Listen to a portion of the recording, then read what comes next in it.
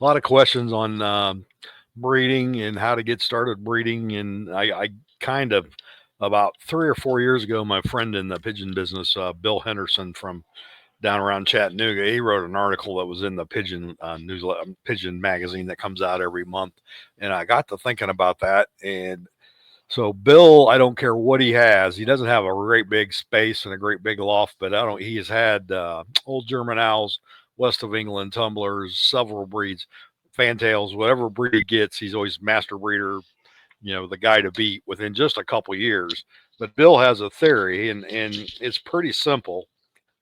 And if you think about it, it makes a whole lot of sense. And I've done it the last couple of years with a couple of the breeds I have here. Is he says sell all your good ones and breed from your exceptional birds. So think about that. Most of us have a tendency to make way too many matings just to get numbers out.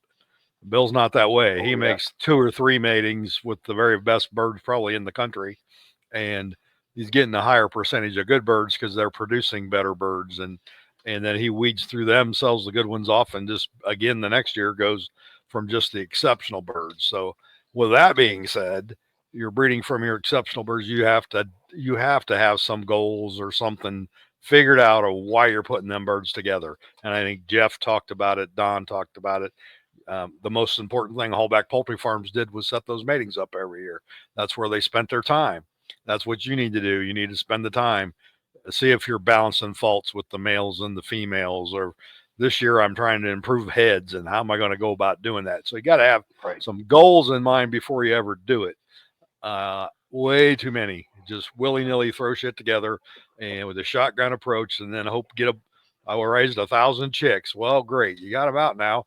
That's half the battle, or a quarter of the battle. Now you got to grow them up to a sufficiency that you can actually sort them, and then you have to call them out, and then you have to see, did you make progress? Did you not make progress? Kind of like we use those sheets to score your birds. So if you scored your birds in the Right. 90s, or what are they scoring now as that they're growing up?